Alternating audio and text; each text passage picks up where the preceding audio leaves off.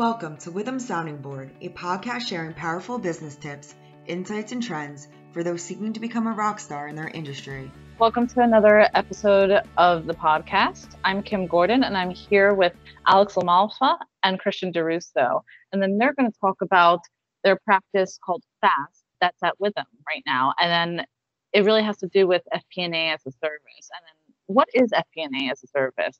What Christian and I came up with, along with some other help, other people at Withum, kind of as a way to analyze the business financial data, provide them really high-arching guidance and oversight to kind of how performance is going, corporate performance management. Most of these companies, they're under $20 million in revenue. They're not huge companies. They're not going to have the need for a full-time finance person in-house. They're not going to need someone of that specialty. So what we do is we come in and we utilize our fast reporting. When you're driving your car, you have all the gauges, you have all the windows, as you're driving your car, and you have your whole dashboard. And we want to act as kind of like the dashboard to the business owner, kind of provide them with overarching analysis and analytics to kind of help them drive their business and make sure that they're, driving towards profitability. Or if they're unprofitable, how can we correct the ship? How can we do a course correction? How can we pivot? And our overall mantra or focus kind of for the service is really just employing analytics to provide financial visibility and aid business insight. So pretty much exactly what Alex was saying, just very straight and to the point financial dashboards that can really help guide your business in the right direction and really make sure you understand all aspects of the financials and everything that you would get from your GAAP reporting, essentially. And then in terms of what a typical project would look like, so you mentioned the dashboards. What other what else is involved that the company can leverage? So we do typically a monthly financial review. So we'll have a whole budget to actual analysis. We'll provide this on a monthly basis to the clients, prior performance, maybe a trailing 12 months.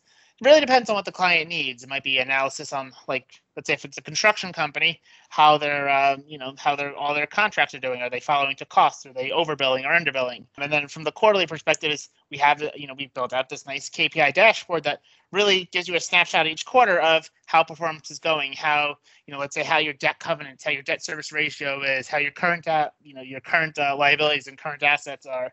Kind of gives you a lot more insight to your business. Kind of like that dashboard where you're driving your car, where you have your speedometer and your engine overheating and all that stuff. It kind of helps the business owner on a quarterly basis, at least from the dashboard point of view, help that. That was kind of our inspiration is that, we know a lot of companies who, they're not the largest in the world and they could use this type of help. They have the accountant for the audit. They have the tax professional when they're doing their taxes, but they really have no one to come to and say hey, compared to benchmarks or Canada Analytics, are we doing the right thing? Or, how are we doing with that type of stuff? And that's kind of what we were going for is, I've spent many years in the Fortune 500 of the world, and I really wanted to bring that type of best-in-class service that I got accustomed providing as a finance business partner to the organizations I was in. These smaller startups, smaller companies that let's be honest here, they don't have the headcount or the need of a full-time finance person. And in addition to the dashboards, we could do any type of we could do budgeting, we could do any type of variance analysis they need. We really could do whatever they would need from a finance point of view, but at a fraction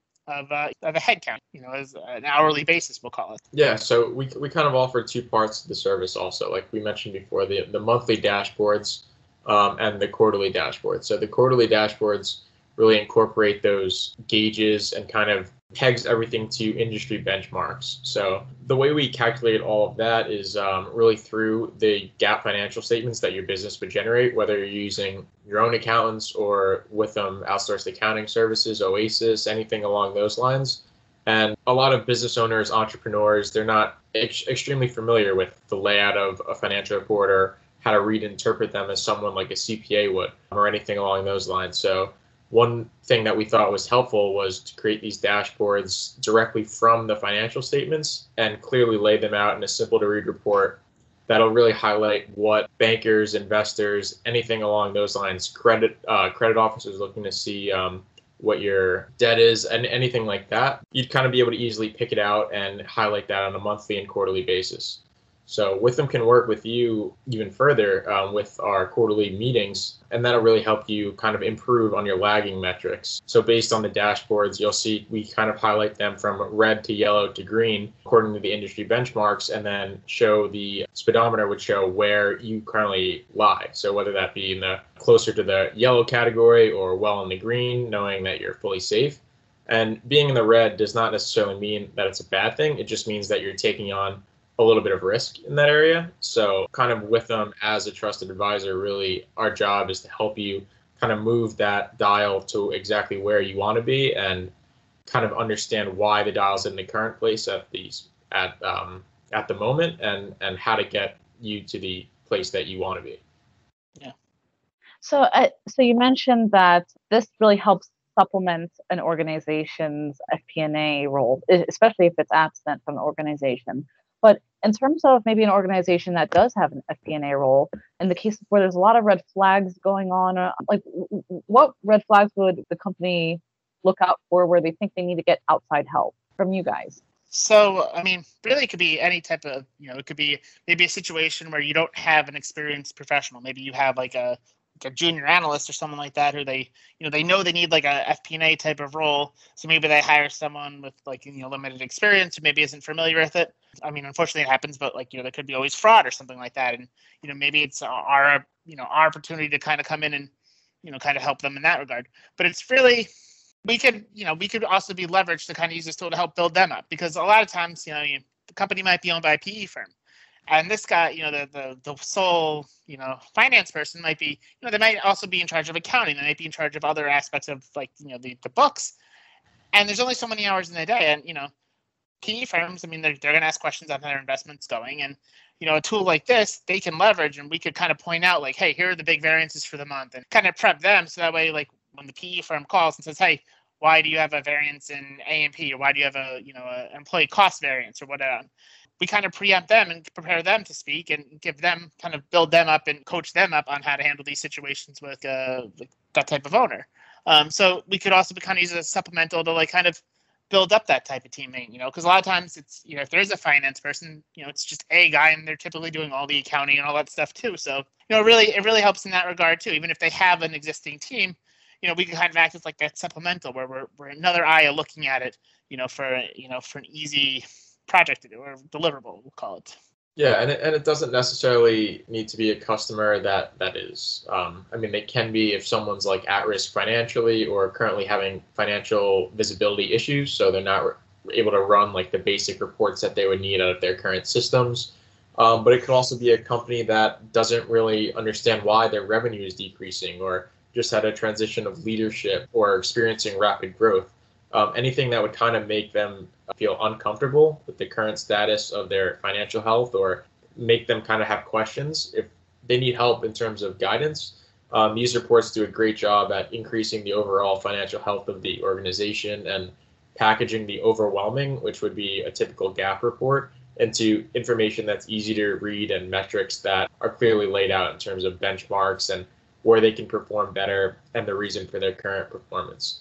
So it kind of helps with them act as the trusted advisor through the monthly client meetings and really ensure the financial health of your business is in the right hands and acting optimally. So it sounds like your practice is almost really key, at least the services are really key to a company that wants to grow out of their current mold. So if they're small and they want to get to the medium size, it's really the FP&A function that is the driver there, because you're taking that bird's eye view and discussing what changes decision-wise need to happen in order to get to that next point. So you're really about growing a business from one point to the other. Yeah, in that function, we love to do that with our customers and want to see them grow as much as possible. It could also be from a compliance standpoint, a company that's not necessarily growing at increased rates, or even if they are and they took on increased debt in order to fund that growth, and now they have to maintain all their debt covenants with the bank. A lot of these reports maintain those exact records and kind of can help you structure how you want to deal with the bank and various covenants, and whether you're hitting them. We could help you hit them in terms of the metrics and kind of let you know where you're currently at and how you can get to where you need to be. We can also kind of explain and help in the bank conversation with you, explaining why you didn't hit one and why you are technically financially sound, even though you didn't hit your debt to equity ratio that you were expected to within the bank covenant. So no, I think that's key too, is that obviously we want companies that are going to grow and stuff, but it could also be the converse, where revenue is declining and you want to figure out why. It's really overarching, and I think it's kind of key is that typically, like a lot of startups, they'll hire that accounting person, that bookkeeping person first, but then they won't do that, like that secondary investment until much later on for, it might be a Series A round before they hire like a true FP&A type of person, even later, honestly. So, bringing us in and helping them at that point, we really can act as that trusted advisor and help them and build that relationship with, whether it's like, a communication with a bank, listen, when they're going through a VC due diligence or something like that, just being an additional source of analytics and support for clients with that. Because that's huge. That's a huge, our goal is to be that trusted advisor. It's to be that role. And I look at my clients like I look at like my family. Like they call, I pick up, and I try to treat them as I treat my own family. And honestly, I think, we pride ourselves in that, the customer service aspects of it. That also is key. This also reminds me of our last conversation in a prior episode where we discussed spend management and how it was a very underestimated component, much like the need for FP&A, especially in a startup that maybe is focused on just bookkeepers for now, or just regular accounting function. And in terms of spend management, how does this come into play? Well, I mean, this is huge. If you think about it, we, on a monthly basis, we're doing an analysis to say like, hey, how are your budget to actuals? How are your budget to prior period? How are your budget to historicals? And that data is huge because you could see, hey, you know what, why did I have a $20,000 increase in travel entertainment? Or, why were my Microsoft AWS costs 50% over last year? Stuff like that. I mean, it helps you identify what potential spend management issues you have, what companies or maybe what vendors are kind of highlight from a highlight provider. And then you could dig in and say like, hey, maybe I should talk to Amazon and renegotiate my AWS fees. Or maybe I should make a new rule where if you're traveling, you can only fly like JetBlue rather than first class on Singapore Airs or whatever. Obviously it's an example, but we give you that point of view, that really good retrospective where they could say kind of that initial analysis where it kind of breeds that. And then the finance function I always find is key in spend management, and that a lot of times finance is the approver. So, when you're working with procurement or whatever, finance always has to sign off on it. So whether you're doing an RFP or, any type of spend management, there's always that finance buy-in when working with supply chain and procurement, where I always find it really helpful to have a good relationship with my procurement team and my supply chain team, because, there's a lot of times where we work off each other, where they'll say, hey, what do you think about this contract? What do you think about these terms? Or, it could be something as simple as payment terms, where a vendor might say, if you pay us within 15 days, we'll take 3% off the cost of your invoice. Now, that might not seem a lot, but if you're placing a $3 million order, you know what? 3% adds up to quite a bit chunk of change as a discount. And from a finance point of view, that's the type of like to have it. We like to talk and work with those teams and not only help negotiate like savings, but be the drivers for that type of change too. Right. And when you have clients, I can imagine that you have clients of like they have different ways of tracking all their data. So it could be through a million Excel spreadsheets. Maybe they're on QuickBooks. Maybe they're on Intact. So depending upon the systems, like how involved is the process to really go through that data and verify it? Or is it on them to really cleanse it and verify it? Like where is like what's the process for understanding if the data is accurate? Well, I think part of it is that we listen, we're not, while we are accountants by trade, the function isn't to be like an auditor. It's not to, we have to kind of have some trust that our clients are recording the debits as they should and recording the credits as they should, like that the baseline accounting is correct. A lot of times with these reports, when we're looking at the variances and we're analyzing everything, you can find if someone booked something completely wrong or whatever, it'll pop out. If you're reporting a credit the wrong way to the P&L, it's going to stick out like a sore thumb, especially if it's large enough. That being said, we do have to have some trust that that the books are in, the data is half decent, it's in, good shape, and kind of take it from there. I mean, obviously, we prefer cleaner data rather than very messy data. I mean, I think anyone would agree to that. But we do have to have like, I guess, a baseline of cleanliness where it has to be enough where like, hey, there's not going to be like a crazy material misstatement or something like that. Because, I mean, you're only as good as your data. We could do the reports with less data, but then you have to have that conversation of, hey, we might not be the most, accurate when it comes to the analysis. Exactly, and exactly what you just said. The accuracy of the report is going to depend on the accuracy of the data. So good data in, good reports out, bad data in, bad reports out. And even if you're struggling with your quality of data right now, that's also something that Withum could help you with in order to kind of get it through to this group to get your reports with the most accuracy and kind of get everything down. Like for example, the monthly report, just going from revenues down to net profits and calculating that on a year-to-date basis, as well as a year-to-date budgeted basis.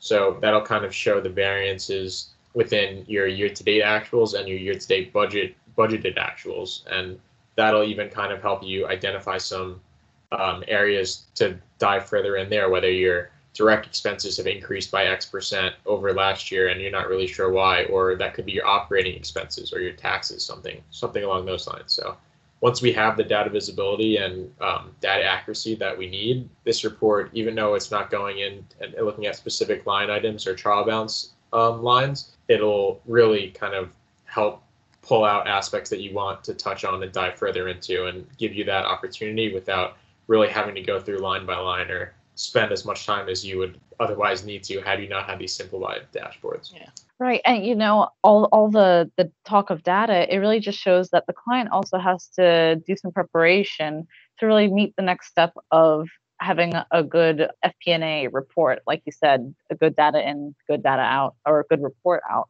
So what prepping steps would you recommend for the client? So you mentioned that they have to make sure that their data quality is high. Like, how can they ensure that they're in a good place for your services by the time you come around?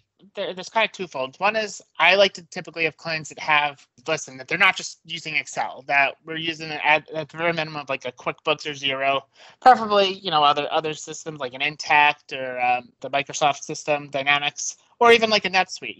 I like to know that we have some good data governance and not just like an Excel spreadsheet, because there's nothing less secure than an Excel spreadsheet when it comes to data governance. So that's definitely like very important. And then it's a matter of like having your books in enough of order, having that base bookkeeper, having like that staff accountant or whatever it is. Just hopefully the client has some type of like audit or review or compilation requirement, because I feel like that also kind of forces companies to make sure that they're keeping up with their accounting. Because one of the first things that I always find in a lot of startups is that accounting is one of the last things that they think about. Accounting and, dare I say, HR.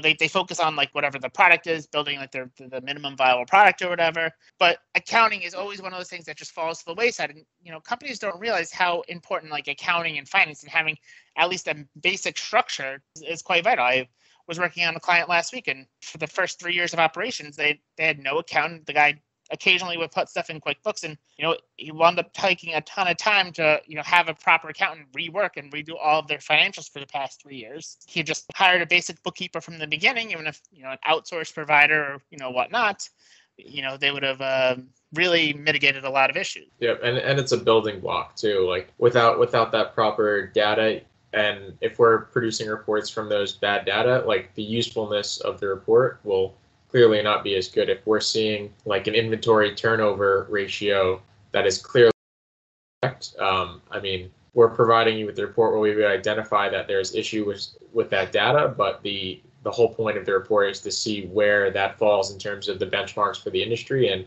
get that to where you need it to be. So if the data isn't accurately portraying what your real inventory turnover ratio is, then it's going to be harder for you guys to identify the problem or even know if there was a problem there. So what's the ideal target market for this service? As long as they have basic accounting and they don't typically have a finance, like an FP&A person in-house, although that doesn't actually preclude us from doing any work, really like any client under, let's say, a $50 million revenue range would probably be perfect. Anything more, and they most likely will have like more of a team built out. But really, we'll work with anyone. We're the type of service who, whether you're a startup who's pre-revenue and you're trying to just control your burn and make sure that you're following what you should be according to your budget and acting as the trusted advisor, or you might have some millions in revenue and you want to see, hey, how can I grow this business or whatnot.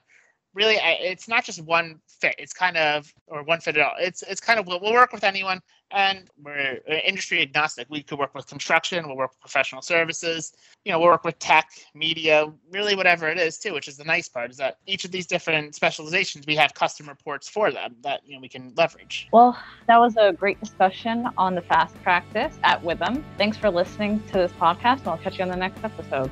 Thanks for joining us. Be sure to subscribe to our podcast so you'll be first in line to hear what's coming next. Don't want to wait for our next episode? Check us out at withum.com. That's WITHUM.com.